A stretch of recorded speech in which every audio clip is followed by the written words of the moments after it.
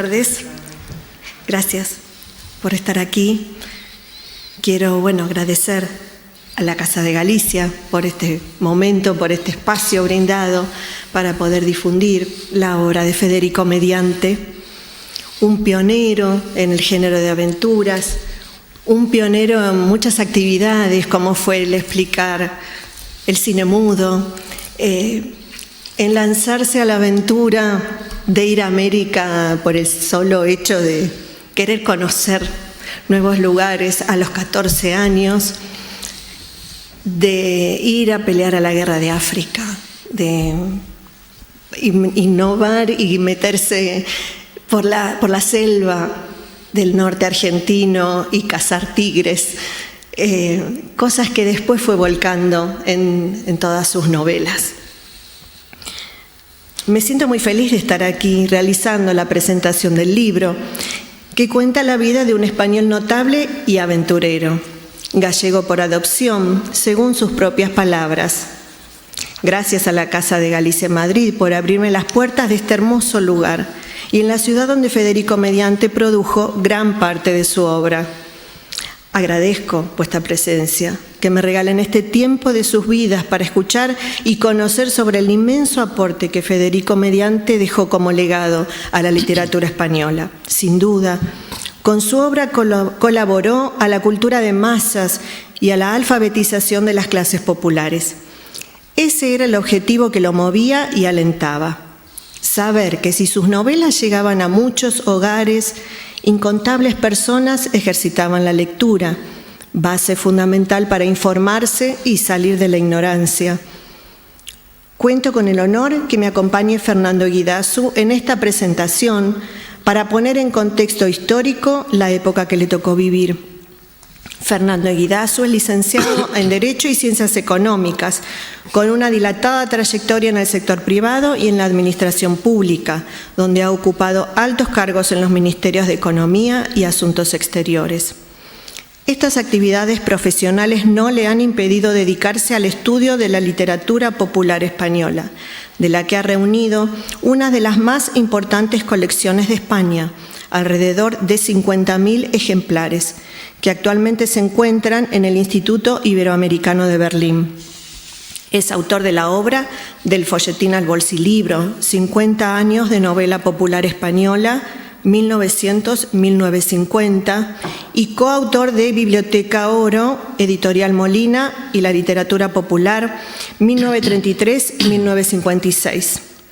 Ha colaborado en obras colectivas sobre la novela popular española, como Hombre tras la máscara, José Mallorquí, su escritura y su tiempo, y bajo seudónimo La novela popular en España, publicada en 2 tomos.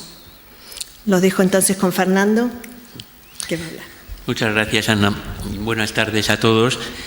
Me pidieron que hiciera una breve exposición o un breve comentario de cómo era el mundo de la novela popular española y de los escritores de novela popular en la época de Federico Mediante.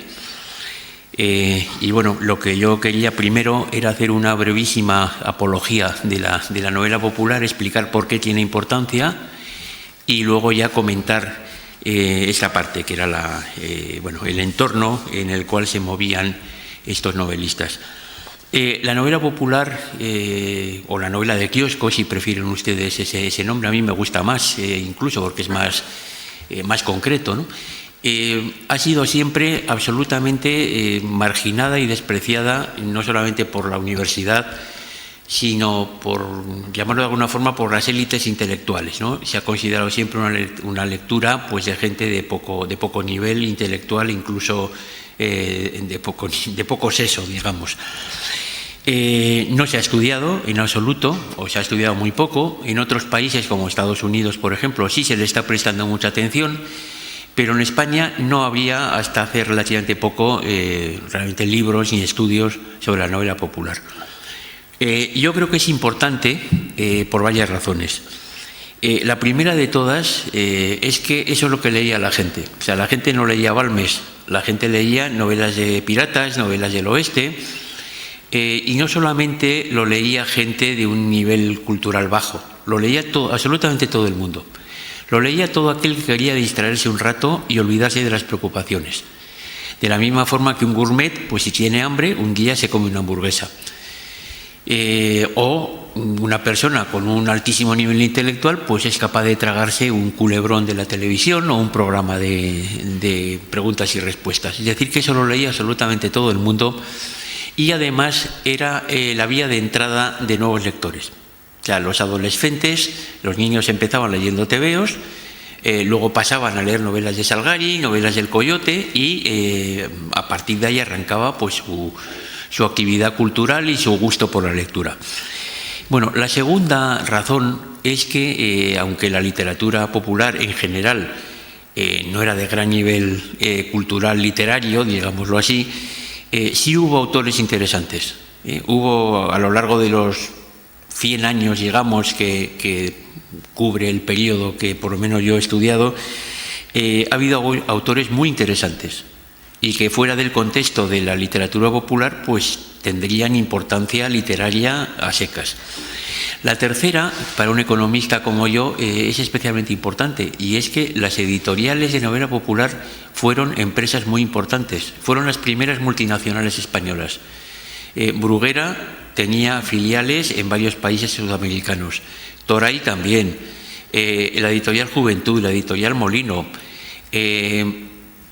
publicaron incluso en otros idiomas en el resto de Europa, es decir, que fueron empresas muy importantes con tiradas muy importantes.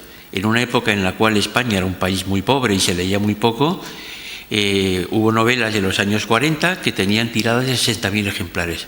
60.000 ejemplares para un país como la España de los 40 es una barbaridad. Y desde luego ningún autor de importancia soñó jamás con tener esas tiradas. Y luego la última razón es que la novela popular tiene un valor sociológico importante porque de alguna forma refleja la sociedad en la cual se desarrollaba. Los valores, es muy curioso cuando uno lee algunas novelas, pues te das cuenta de lo que pensaba la gente pues de otras razas, de otros países, de la situación de la mujer, una serie de cosas que forman parte de la vida cotidiana y de la forma de pensar de la gente se refleja en esas novelas, de forma que incluso para un sociólogo tienen bastante importancia.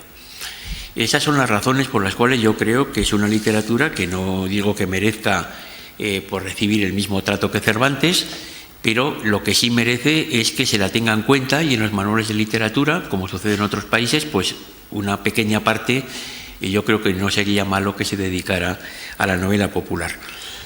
Bueno, en la historia del siglo XX español realmente hay un hecho que parte completamente el siglo, que es la Guerra Civil. Y en el caso de la novela popular, realmente la historia de cómo es esa novela a partir del año 40 tiene muy poco que ver con la anterior a la Guerra Civil. Hubo continuidad porque hubo editoriales que sobrevivieron, incluso autores también que sobrevivieron a la guerra y volvieron a escribir después, pero hay un cambio absoluto. Cuando uno la estudia con cierto detalle, ve que realmente el año 40 es como si empezara otra vez un tipo de literatura popular distinta del que se había estilado en la época anterior a la guerra. Cambia el mundo editorial y cambian los autores. Es decir, cambia, perdonen que use vuelvo a mi profesión de economista, cambia la oferta y cambia la demanda. Las editoriales, en primer lugar, no sufrieron destrozos porque la industria, sobre todo la impresión, las imprentas, estaban fundamentalmente en 3 ciudades, ¿no? Barcelona, que era la más importante, luego estaba Madrid y en menor medida Valencia. Y no sufrieron destrucciones. Hubo incautaciones porque nada más empezar la guerra, el año 36, todas las editoriales fueron incautadas por los anarquistas, pero no sufrieron destrozos. Y los dueños o los gerentes de alguna forma sobrevivieron. Es decir, que la editorial al final de la guerra que existía antes vuelve otra vez a trabajar, pero se encuentran con una serie de problemas. El primero de todos es la censura, de la cual hablaré luego, pero bueno, no es un problema especialmente grave para un editor, pero era un incordio. El segundo problema es la situación económica. O sea, no hay papel y sin papel no hay libros, claro. Y el papel era muy escaso, Las autoridades daban cupos y esos cupos iban dirigidos a las editoriales serias y a los libros serios. La novela popular estaba en la cola y además estaba mal vista por las autoridades porque se consideraba que aquello embrutecía a la gente. Y además iba dirigido a un tipo de público que al régimen en aquel momento le ponía un poco nervioso. Los libros normales, buenos, de calidad, eran caros, se vendían en librerías y de alguna forma los compraba la élite intelectual, que no preocupaba especialmente al régimen. Pero estos eran libros baratos, que no se vendían en librerías y que los leía todo el mundo. Entonces lo miraban con cierta desconfianza y por tanto los cupos de papel eran escasos. Entonces ese fue un problema de primera mano para las editoriales. Y hubo un segundo problema que fue que no había divisas y por tanto no se podían traducir autores extranjeros, no se podían pagar derechos de autor, no se podían pagar derechos de edición, tampoco había mucho dinero para traducciones y esto complicó muchísimo a las editoriales que estaban publicando pues, a novelistas norteamericanos del oeste o del género policíaco. Curiosamente, este problema se convirtió en una bendición para la novela popular española, porque los editores, como no podían acudir a autores extranjeros, pues volvieron la mirada al mercado local, a los autores españoles. Empezaron a utilizar de forma masiva a escritores españoles. Todos con seudónimo anglosajón, por supuesto, ¿no? Porque un señor que se llama López pues no puede escribir sobre los bajos fondos de Chicago ni sobre el oeste, pero eran autores españoles. Y encontraron una enorme cantera.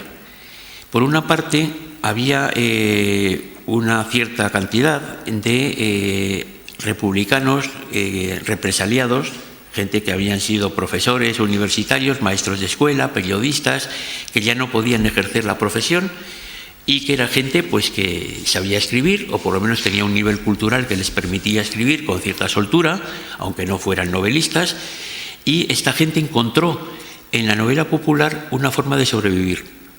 Y cuando uno pasa a la lista de los principales escritores de aquellos años, hay un porcentaje muy grande de personas que proceden de este grupo, ¿no? De antiguos republicanos represaliados. Algunos incluso que empezaron a escribir cuando estaban todavía en la cárcel. Marcial Lafuente Estefanía, por ejemplo, pues sus primeras novelas las escribió en la cárcel. Alfonso Regaldie, otro escritor anarquista, pues cuenta su hija que le sacaba los manuscritos a su padre cuando le iba a visitar los domingos o cuando fuera que pudiera a la cárcel a verle, pues sacaba los manuscritos para llevárselos al editor.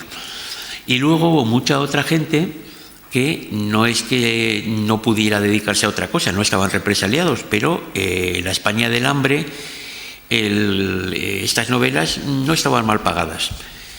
No podías vivir con una novela al mes, pero si escribías mucho podías vivir bastante bien. Es decir, era una profesión dura, pero bastante bien remunerada. Y luego, ¿qué pasa con el lado de la demanda de los lectores? Bueno, hubo cambios también muy importantes. El primero de todos es que desaparece completamente la novela que continuaba por entregas. Antes de la guerra, gran parte de lo que se publicaba de novela popular era la tradición del siglo XIX, que era pues un folletín semanal que la gente iba comprando, lo coleccionaba y cuando terminaba la novela la encuadernaba. Eso al acabar la guerra desaparece. A la gente ya no le gusta el comprometerse a comprar una novela o un folleto y tener que ir la semana siguiente a comprar otro y luego otro y luego otro. No había dinero para eso. Entonces hay un cambio completo y las novelas son ya novelas con aventura completa. Pueden tener el mismo personaje, pero ya es una novela que empieza y termina. Y cuando terminas la novela ya no tienes que preocuparte de qué pasará. La otra es que empiezan a desaparecer también los personajes fijos. Hay todavía, y de hecho el personaje fijo más importante en la historia de la literatura popular española, que es el Coyote, nació en 1944, pero es una cosa que está ya en franca decadencia. Ya las novelas empiezan a ser con personajes que nacen y mueren en la propia novela y no tienen continuidad. Y luego la tercera tiene que ver con el importe. La gente no tenía dinero y el poco dinero que tenía pues tampoco lo podía gastar en comprar novelas, pero a pesar de todo sí hubo un mercado. Primero porque la gente al final necesita distracción, y en aquella época pues las distracciones eran muy escasas, no había televisión, la gente no viajaba, la información que recibías del exterior estaba tamizada por la prensa oficial. La única vía de evasión que tenía la gente realmente era la radio, y a través de la radio el fútbol y los folletines. Y la segunda vía de distracción fue la novela. La novela popular te abría otros horizontes. Ahí pues leías cosas sobre el Caribe, sobre África, sobre el oeste americano, sobre los bajos fondos de Chicago, sobre la pampa argentina. Entonces excitaba la imaginación, más incluso que la radio. Y para paliar esas dificultades económicas empezaron a aparecer, y yo todavía lo recuerdo de cuando era niño, las tiendas de cambio de novelas. Tú ibas con una novela, la entregabas y te daban otra, pagabas una cantidad minúscula. La señora aquella, porque solían ser mujeres las que tenían esos puestos, comprobaba que no faltara ninguna hoja y que no estuviera nada roto ni manchado, y bueno, de esa forma una novela de aquellas, he citado antes las tiradas que llegaron a ser, ya digo, en los años 40 hasta de 60.000 ejemplares por novela, es que cada novela la podían leer 10 o 12 personas. Es decir, que aquella novelita no es la edición, es que tenía un alcance enorme de lectores, ¿no? Entonces, bueno, ese es el mundo de los editores y el mundo de los compradores. Y ahora pasaría al mundo de los autores, porque esa introducción luego a la vida de Federico Mediante.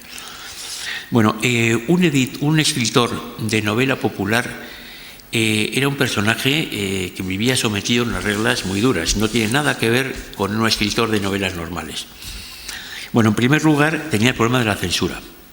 Entonces, estaba prohibido, por supuesto, escribir nada sobre sexo, y estaba prohibido difundir ideas políticas.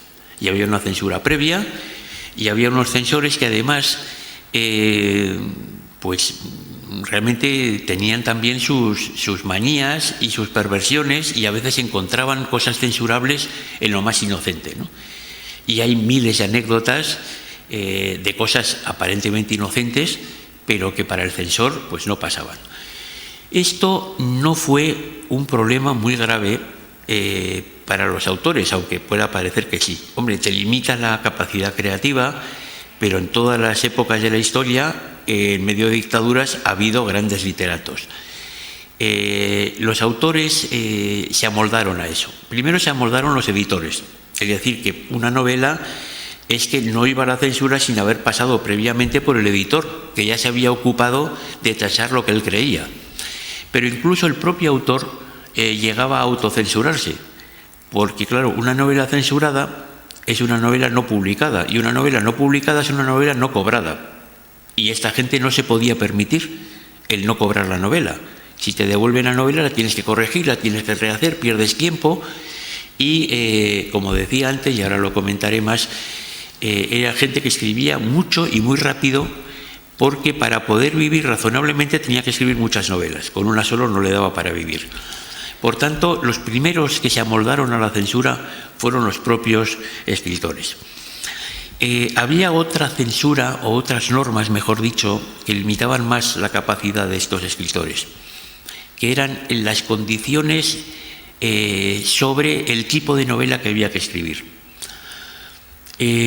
Primero, no podías hacer elucubraciones filosóficas, ni morales, ni de ningún tipo, ni descripciones de paisajes, ni descripciones históricas. Había que ir al grano, y el grano era el argumento y la acción. Es decir, un autor que escribía una novela y que dedicaba gran parte del tiempo a analizar las complicaciones psicológicas del personaje, no se la publicaban. Tenía que ser acción, que era lo que entretenía a la gente.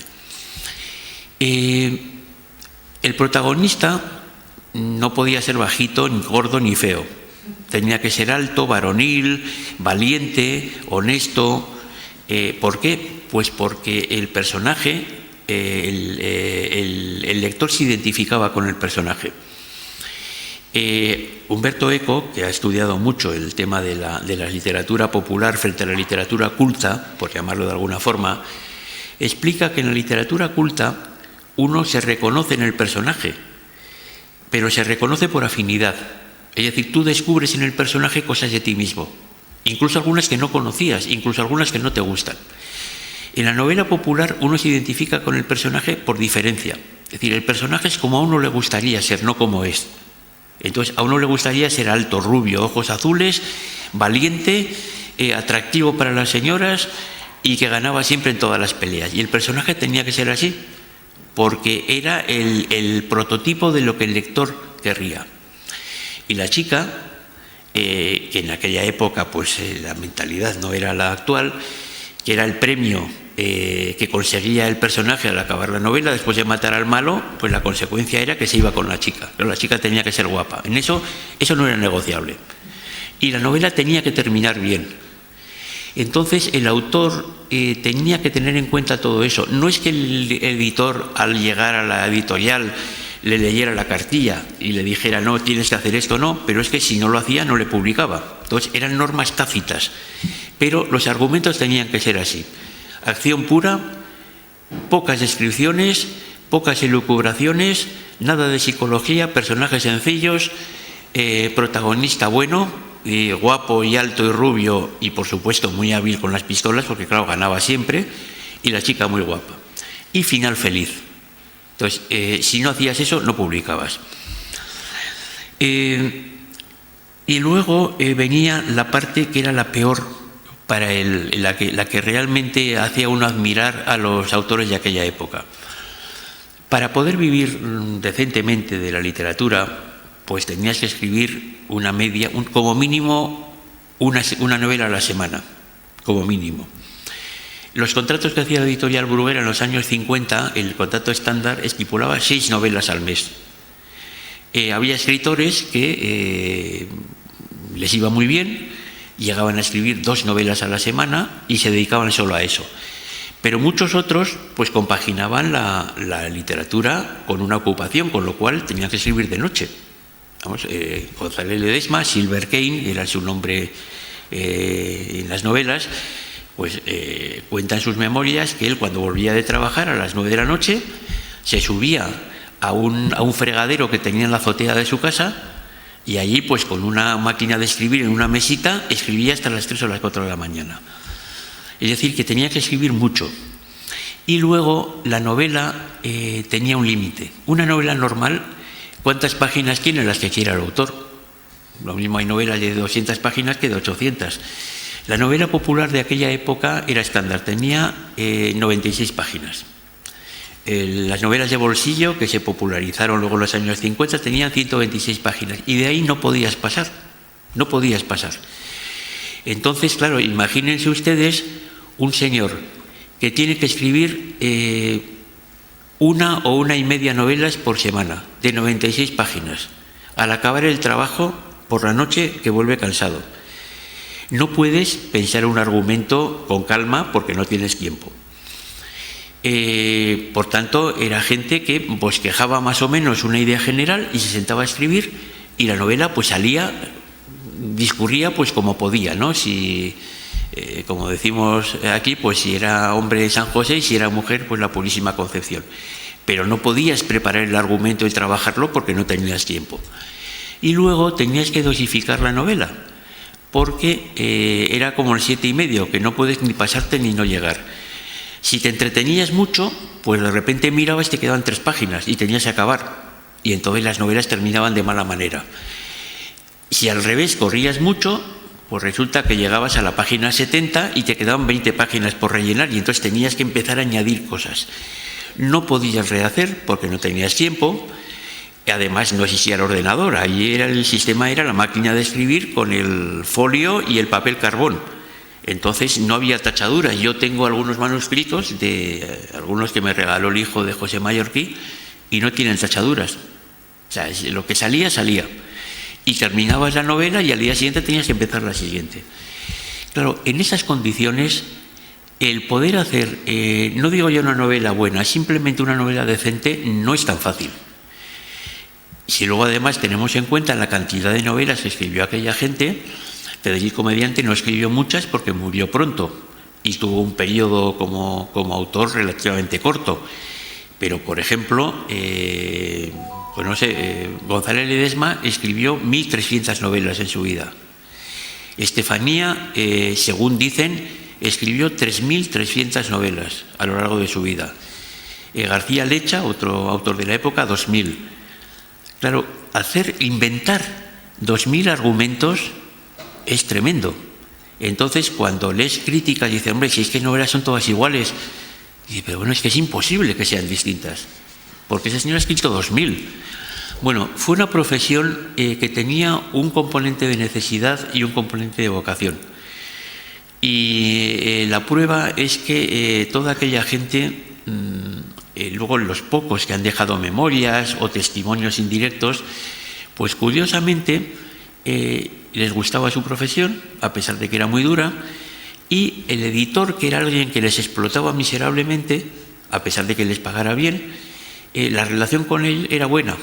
No hubo grandes conflictos entre editores y escritores, pese a que cuando un escritor entregaba la novela, allí no había contrato laboral, ni seguridad social, ni nada que se le parezca. Y además, si no hacías novelas, no cobrabas. Era, yo te doy la novela, me pagas, cedían los derechos y, por tanto, la novela a partir de ese momento era propiedad del editor, la podía reeditar cuantas veces quisiera, podía enviarla, publicarla en el extranjero, es decir, que el autor perdía el derecho de la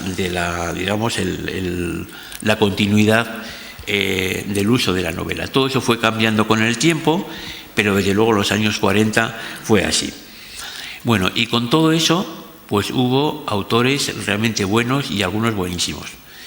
En los años 40, ha habido escritores como José Mallorquí, lo he citado hace un momento, o Pedro Vítor de Brigode, que era el creador del Pirata Negro. Hubo personas como Federico Mediante, que no tiene la fama que tienen los anteriores porque vivió poco y escribió poco. Y luego ya vino además la avalancha enorme, es decir, él murió en el año 51 y justo fue el momento en que la novela popular dio el enorme salto. Fue cuando empezó el reinado de la editorial Bruguera y en los años en los cuales las novelas de los autores más conocidos llegaban a publicar 100 y 120.000 ejemplares de cada novela. Es decir, que el enorme boom de la novela popular española es en los años 50. Y algunos autores, pues claro, escribieron en los 40 y por eso quedaron un poquito más opacados en el recuerdo. Bueno, esto es todo lo que les quería comentar. Era un poco un bosquejo general del mundo en el cual pues escribió y vivió Federico Mediante, y que es el que nos convoca hoy aquí. Muchas gracias.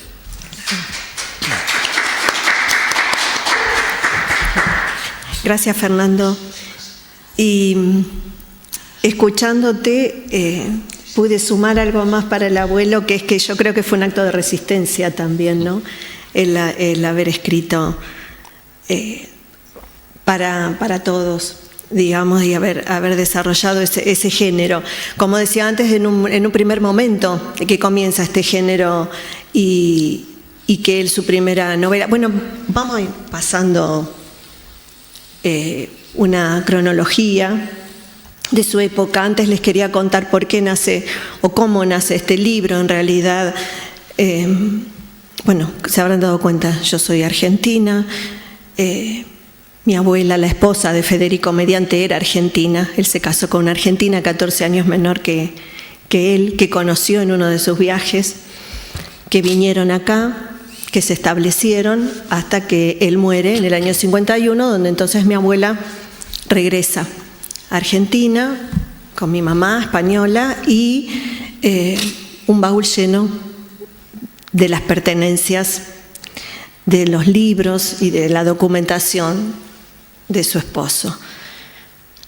Pero para nosotros, bueno, eran las cosas del abuelo. El abuelo era escritor, eso nos decían, y lo veíamos, y ahí quedaba. O sea, en realidad no había una dimensión clara. No sé tampoco si mi abuela en ese momento, o al haber tomado distancia de este lugar, se dio cuenta de la gran obra y el aporte que había hecho Federico Mediante. Y bueno, cada tanto, después de cuando comienza ya la era de Internet, cada tanto yo ponía el nombre de él y bueno, el primer dato que me salió fue el de la Biblioteca Nacional de España, donde figuran 273 obras de él, 272 novelas y una traducción, dice, de un tratado de psicología. Bueno, ahí me dio una dimensión o un panorama. Y con el tiempo, en 2016, encuentro un blog sobre bolsilibros de Alberto Sánchez, donde cuenta y nombra como uno de los pioneros del género y de los llamados bolsilibros, novelas de un duro, a Federico Mediante, del cual confiesa tener muy pocos datos y ni siquiera una fotografía. Entonces comenzamos un intercambio. Yo ahí mandé por eso las primeras imágenes, o las que ahora aparecen en internet cuando ustedes ponen el nombre de él, están en ese blog porque yo se las compartí, le comenté, empezamos a tratar de sumar un poco más de información aquí, pero eso me dio la pauta de que esto tenía otro color. Yo soy museóloga y lo que había preparado y preparé con todo ese material, está hasta la máquina de escribir que usaba el abuelo, que es la contratapa del libro. Su chapa que dice novelista, que estaba en la casa, yo vivía en Malasaña 26. Pero preparo una exposición y la ofrecí al Museo de la Emigración Gallega en Buenos Aires. Pero bueno, la gente de acá y un librero de Ribadeo me dice, tú tienes que escribirlo. Yo no soy escritora, ¿cómo voy a escribir? Tienes que escribirlo. Dice, esto tiene que ser un libro, tienes que publicarlo, yo te voy a ayudar. Y así es como nace este libro. Pero en relación, la realidad es que es una recopilación cronológica donde se mezcla, o trato de entrecruzar la vivencia familiar, lo que contaba mi abuela y mamá, con lo que después fui encontrando en los documentos y en las novelas que tenemos. Por un lado, las tengo duplicadas muchas porque están a nivel individual. Bueno, yo traje una para hacer un pequeño comentario y luego las están en tomos, sobre todo las que son del Yacaré y bueno, están todas encuadernadas. Así que la vida de Federico Mediante nació el 11 de julio de 1888. Nació en Abres. Otra cosa, me decían, Abres hay 3 localidades con el mismo, uno es San Tirso, otro es Abres, otro es Río de Abres, del lado de Asturias, pero en el límite con Galicia. Él cuenta que su abuelo materno, todo esto lo saqué de unos reportajes, 3 reportajes guardó mi abuela, que le hicieron donde él cuenta su vida, que el abuelo materno navegaba por la ría y solía ir a distintos puertos de Galicia, entre ellos Ribadeo, que es el que más cercano y más próximo a Asturias. Ahí es donde él se familiariza con Galicia, que luego termina declarándose gallego por adopción. Estas fotografías, la de la derecha es su padre, Manuel, era maestro rural, donde seguramente ahí es donde él se inicia, tiene su primera formación. Él dice que de niño leía a Julio Verne, a Salgado. Su hermana Amalia, que está en ambas fotografías, la otra es la mamá, Laura Noceda. Aquí su primer viaje a Argentina. Como verán, dice, es una postal, una foto. No, es de Melilla. Ya estaba entonces, ya había venido a Argentina, se vuelve cuando se entera de la guerra de Melilla y va a participar. Participa en la guerra, aquí está con el uniforme, es tomado prisionero, lo que cuenta él, y vuelve entonces a Abres luego, que es liberado, a recuperarse a estar un tiempo con su familia, cuenta que estaba en la escuela de su padre con los niños y le contaba historias, pero termina ese párrafo diciendo: el terruño me ahoga, y vuelve a organizar otro viaje a Argentina. Entonces, en Argentina va recorriendo distintos lugares, y también se desempeña como corresponsal. En este segundo viaje ya comienza una labor más literaria, periodística, y como corresponsal. Lo que canta el pueblo era una publicación argentina de Capital, y él mandaba información de los distintos lugares donde él estaba, sobre todo Mercedes, en la ciudad de Buenos Aires, y esta otra que se llama Asturias Pintoresca. Y ahí lo presentan a Federico Mediante, le dan la bienvenida como un corresponsal para esta publicación también de Asturias.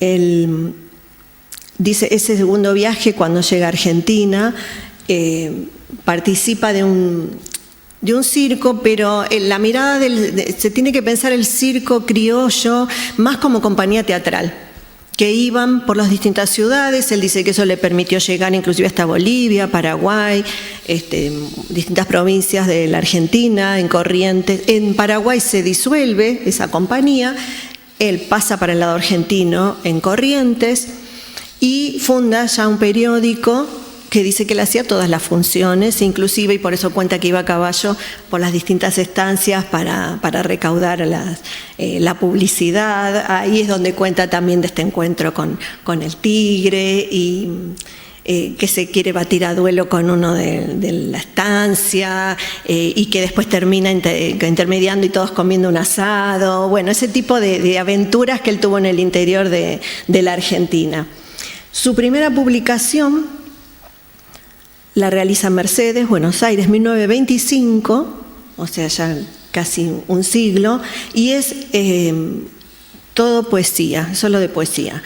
Y bueno, también de la Sociedad Argentina de Autores, conoce en la ciudad de Mercedes a Alberto Bacareza, un creador, también escritor de lo que yo les decía de este género teatral argentino, el sainete, criollo, que son también obras cortas, también populares, y que también era amigo de Carlos Gardel, Bacareza. Entonces, como que se va formando ese nexo o ese círculo con distintas personalidades del quehacer de Argentina. Esta es mi abuela, era orentina, que la conoció en Mercedes, creo que en una misma compañía teatral, por una fotografía que hay en casa que estaban los dos. Y este es el pasaje con el cual vinieron ellos a España, ya casados. Dice 15 de septiembre de 1926, si no veo mal. Por eso digo, tener este tipo de documentación es, a nivel familiar también, es muy llamativo, y para mí es un tesoro tener todo este tipo de documentos.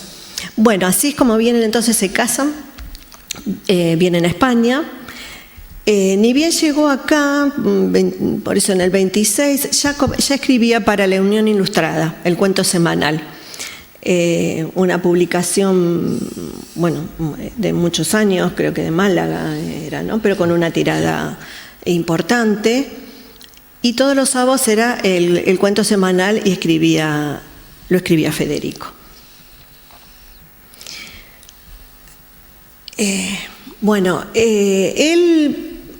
Esto contado por mi abuela y con mamá, pero poco se hablaba de la faceta política o su vida.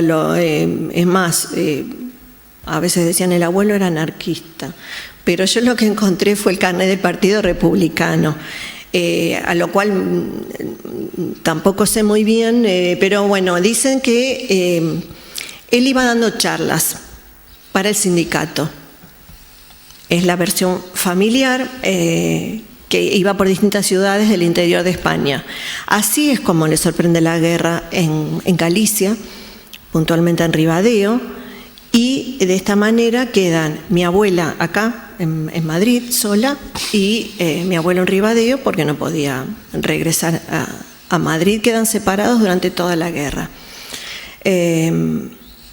con las consabidas preocupaciones, ambos, uno por otro, de no saber cómo estaban, salvo a través de las esquelas que se podían cruzar a través de la Cruz Roja Argentina. Y este es un ejemplo. Así es como estaban. Entonces dice: desea comunicar Federico mediante Noceda, desde Ribadeo, Bar mediante un hermano de Federico, José Mediante, tenía un bar.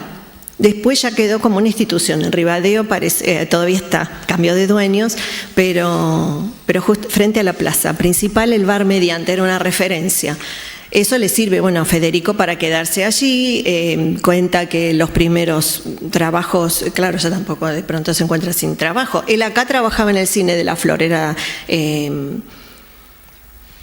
me olvidé de contar que era explicador.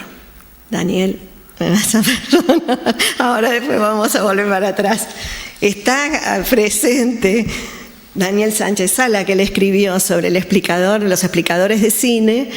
Y así también encontré en internet una de las funciones en las cuales él fue pionero cuando vino de la Argentina a España y consigue trabajo siendo explicador de cine. Pero terminando esto, entonces, a través de las esquelas que se mandaban con la Cruz Roja, se pudieron comunicar durante la guerra. Esto del explicador de cine es cuando vienen a España, que mi abuela decía me trajo engañada, porque le había dicho que iban a venir solo a conocer a su familia, o sea, la familia de Mediante, pero parece que los planes del abuelo ya era establecerse, porque dice que llegaron allá, llegaron aquí y se gastaron toda la plata que tenían. Entonces él tuvo que ponerse a buscar un trabajo para poder sobrevivir. Así es como ve un aviso que pedían explicador de cine, pensamos en el año 25, 26, para explicador de cine y cine mudo. Y entonces dice que entra, que le dan el número 90. O sea que había muchos postulantes antes que él. Y a todos les daban el mismo trozo para recitar, como para tomar esa prueba de trabajo. Y él dice que con tantas veces que lo escuchó antes de que llegue su turno, él ya se lo había aprendido, y entonces cuando llegó su momento, no solo lo dijo de memoria, sino que lo actuó, lo declamó y quedó automáticamente le asignaron automáticamente ese trabajo. Él se mantuvo luego también como taquillero en ese cine, que es un poco como contaba Fernando. Él cuenta que trabajaba en el cine y al regreso, cuando terminaba eso, después él se ponía a escribir, que escribía hasta las tantas de la noche, y a la mañana, mientras él dormía, mi abuela después le corregía, o sea, lo leía y hacía la corrección. Pero él mantuvo todo el tiempo ese trabajo en el cine. Estando en Ribadeo, durante la guerra, dice que los primeros trabajos, algunas cosas que le habían pedido escribir, y luego consigue como periodista en el periódico Las Riberas de Leo. Eso también le sirve, una vez finalizada la guerra, con esta carta, con el certificado, para poder regresar a Madrid, ya sin tener problemas, ni de ser perseguido, ni poder estar aquí y reunirse, por eso en ese certificado que le extiende Las Riberas de Leo. Y escribe su primera novela de aventuras a orillas del Pilcomayo. Vean la ilustración también, ¿no? El tipo de dibujo y la ambientación. El Pilcomayo es un río que funciona como límite entre Paraguay y Argentina, como les decía, en esa parte del que estuvo conociendo en el norte argentino, noreste, cerca de las cataratas del Iguazú, todo ese paisaje. Así comienza su carrera como novelista con esta primera novela. Uno de los reportajes que le realiza José Altaveglia, que es quien lo bautiza como el Salgari español. Entonces, ahí dice el popular autor del Yacaré, después de decirnos quiénes fueron sus predecesores, y la exclamación: los españoles hemos de nacionalizar este género literario. A él le enojaba mucho este pedido de las editoriales de tener que tener seudónimos ingleses. Decía que inclusive a veces creo que en estos comienzos como que hacían figurar como que eran traducciones de novelas inglesas, no que eran escritas en España. Y por ello, sí, entonces él añoraba o deseaba eso. Muchas están con su nombre, pero muchas otras con seudónimo. Y también lo que utilizó, a veces era el nombre, como mi abuela era Acosta Whyton, irlandés el apellido, usaba muchas veces también el Whyton para firmar. Algunas de ellas entonces después vi que adentro se las dedicaba a mi abuela. De aquí, de este tipo de reportajes, es donde también saqué muchos datos, e inclusive esta anécdota que cuenta de cómo entró o cómo consiguió ser explicador de cine. Aquí dice: mozo de café, maestro de escuela, cautivo en Marruecos, timonel de un barco, periodista gaucho, galán cómico, lector de la pantalla muda, poeta lírico, actor cinematográfico. Cuenta que en Argentina con Alberto Bacareza, que yo les comentaba, que también era escritor y de obras de teatro, él dice que lo entusiasma y participa de una película allí que era sobre la vida de Juan Manuel de Rosas, un caudillo federal en Argentina, y que él representa al sargento, sería como el ayudante de este caudillo, que Bacareza lo quiso entusiasmar para que siguiera siendo actor de cine, pero él no quiso, y que además le daba más esto de escribir y ser corresponsal, como era en ese momento. Aquí algunas de las tapas de sus novelas, como para también tener idea, la variedad. La de la amenaza de la doble X, justamente es la que digo que tiene una de las que firmaba con el nombre de mi abuela, de la esposa. Verán que la ambientación tiene que ver lo que seguramente en esa época aquí sería bastante exótico, ¿no? Ver los bandoleros de la Pampa, el lago de las sombras, ¿no? Los gauchos, ese tipo de ambiente, o que se llame el Puñal de Atahualpa, tan variado como Tempestad en Palestina, por ejemplo, ¿no? Distintos géneros a bordo de aventuras policiales, todo lo que les debían pedir las editoriales también. Una colección de cuentos infantiles también. La publicidad de Bruguera, donde ya ponen aquí la lista de los que ya tenía, la cantidad de libros que ya tenía publicados, y ya ahí aparece como el Salgari español. O sea que a la editorial le vino muy bien esto de este nombre o sobrenombre que le puso este periodista, y ya lo asociaban entonces al Salgari español.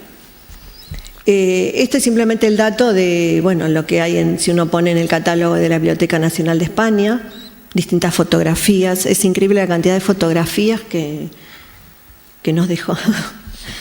Y utilicé esta frase que él lo pone también en uno de los reportajes: escribir es un verbo de la misma conjugación que vivir. Y aquí están los tres. Bueno.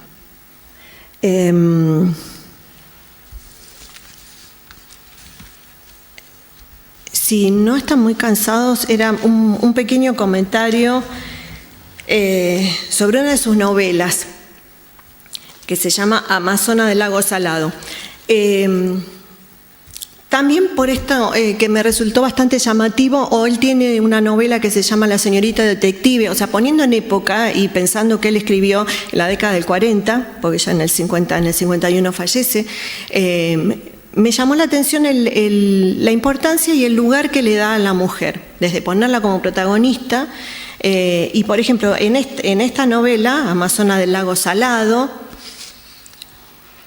como decía Fernando, igual pequeñita en cantidad de hojas y en esta ambientación del lejano oeste, esta la afirma como Spencer Scott.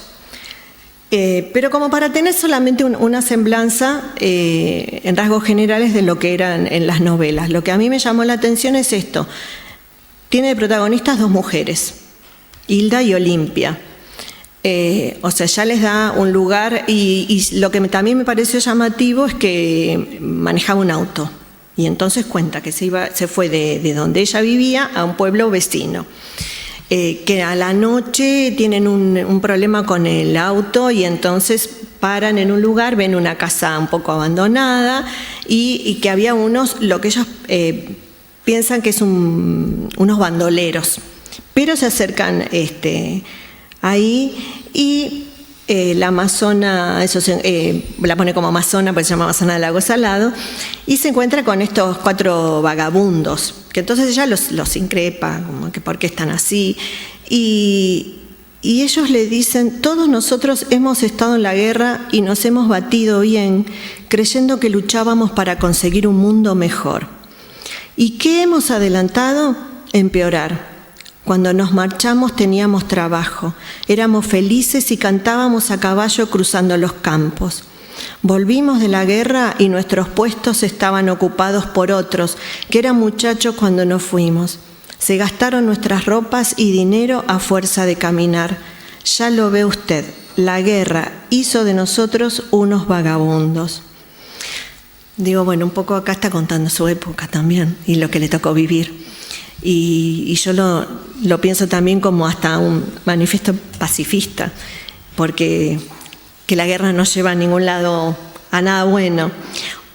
Otra cosa llamativa, que lo que descubren estas dos mujeres en ese otro pueblo era un tráfico de drogas en los Estados Unidos, en el lejano oeste, y que estaba arreglado con el comisario, con el sheriff del lugar. Digo, bueno, esto tampoco deja muy bien parados, ya que les pedían algo que a él no le gustaba, que era ubicarlos en una zona y con unos nombres que a él no quería, pero trata de mostrar y de hacer este tipo de reflexiones. Otra cosa que me llamó la atención acá es que interactúa con el lector, porque pone en un momento, como verá el curioso lector en los próximos capítulos, también me parece un dato interesante, y también algunas reflexiones que pone en boca de la amazona, y dice: ahora que tengo tiempo de meditar, me he dado cuenta que todos tenemos en la vida una misión que cumplir. Y digo, bueno, y para cerrar, si todos tenemos una misión en la vida para cumplir, creo que la de él fue tratar de dejar todo esto y este mensaje pacifista y de igualdad y de poder, acercar a todos la lectura. Y entonces él no pasó en vano y dejó su semilla, la semilla de esperanza para un mundo mejor y más igualitario. Gracias a todos y espero que se hayan llevado el cariño de este hombre. No sé si quieren preguntar algo, saber alguna otra cosa. Algo que está incluido en el libro, inédito. Para mí también fue una sorpresa. Los 3 años que estuvieron separados, él desde Ribadeo le escribió a Orentina, a su esposa, algo que llamó Versos de la ausencia. Entonces va poniendo distintas fechas durante los 3 años y le va escribiendo y dedicando versos que bueno, obvio, se los habrá hecho llegar después, y al final pone la fecha y le agradece a la librería Cervantes de Ribadeo, que fue el que le prestó la máquina de escribir. Y entonces va poniendo las fechas, por ejemplo, el que dice 17 de abril de 1938. Va transcurriendo la tarde entre retazos de niebla y la gente se estaciona en esa vieja plazuela que le dicen del mercado. Y es un cine cada puerta. Solo yo en mi malestar, agarrado a mi tragedia, pienso en mi tina del alma ausente de su querencia. Pienso en mi pobre mujer, aunque tengo la sospecha de que alguna mano amiga no la abandone en su tregua. Pasa el tiempo muy despacio, son 20 meses de guerra, esperando que se acabe esta dolorosa ausencia. No te olvido, cielo mío, cada dolor una fecha. Tengo para ti guardadas mis más preciosas quimeras y un amor que nunca muere, ni de lejos ni de cerca. Claro que sería una preocupación saber que la mujer sola acá en Madrid, cómo se estaría arreglando. Y también hay que decir que el haber sido argentina, o sea, la embajada argentina fue la que durante la guerra le daba la comida. Tiene guardada, tengo su libreta de racionamiento con la bandera argentina, y que le iban sellando y le iban poniendo qué es lo que le daban cada vez. Ella cuenta que además, como ella estaba sola, trataba de compartirlo con los otros vecinos, y también les dio a algunos chicos algunas clases para aprender a leer. Y bueno, así se fue arreglando, pero Federico no lo supo hasta que nos encontraron después de la guerra. Bueno, pues ya...